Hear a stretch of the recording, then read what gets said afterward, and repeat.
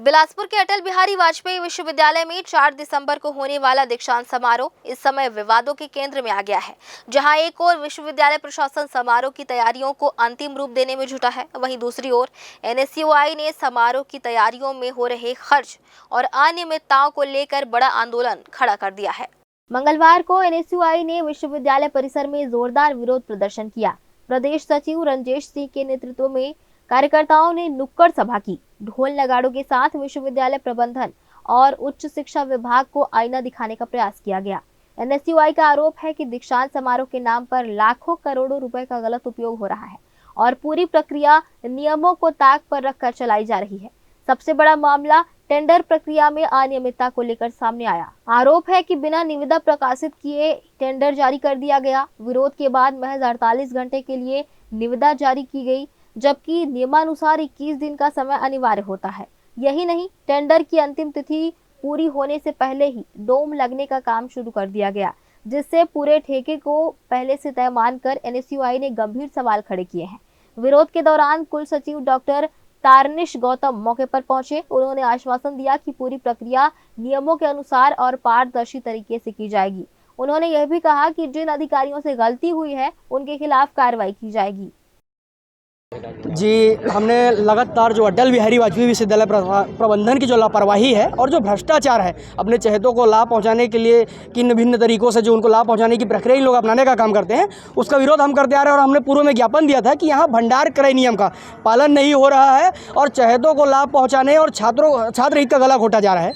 जो पैसा छात्र हित के लिए आया है, उस पैसे का उपयोग छात्र हित में किया जाए, न कि उल-जुलूल कार्यक्रम के लिए लाखों रुपए करोड़ों रुपए का खर्च बेमतलब का किया जाए। जो मूलभूत सुविधा है, उन सुविधाओं के लिए उस पैसे का सदुपयोग करने का काम किया जाए। लेकिन कुलपति की नियुक्ति के लिए हमने लगातार मांग किया, कुलसचिव की नियुक्ति के लिए हमने लगातार मांग किया, स्थायी कुलसचिव की नियुक्ति भी यहाँ हुई, तो उसके बाद भी यहाँ की जो प्रक्रिया सुधारने का नाम नहीं ले रहा था। मतलब भंडार क्रय नियम को किनारे पे फेंक दिया जा रहा था, उसका पालन ही नहीं हो रहा था। निविदा प्रकाशन बिल्कुल नहीं किया जा रहा था, जिसको लेकर हम आए हुए थे और हमने ज्ञापन दिया था। उसके बाद भी आपको बड़ा आश्चर्य होगा कि टेंडर खुलने से पहले यहाँ कार्य प्रारंभ हो गया था डोम का टेंट लगने का, जिसके विरोध में आज हम लोग आए हुए थे कि सर यहाँ नियम का पालन नहीं हो रहा है और छात्र हित का गला घोटा जा रहा है। 60-60 लाख रुपए दीक्षांत समारोह के लिए बजट बनाने की आवश्यकता नहीं है, वो छात्र हितों के लिए पैसा और इसका जो अतिरिक्त भार है वो छात्रों पे पड़ रहा है। जो फीस जो पहले 1800 रुपये के आसपास हुआ करता था, वो आज लगभग 3600 रुपये के आसपास हो रहा है।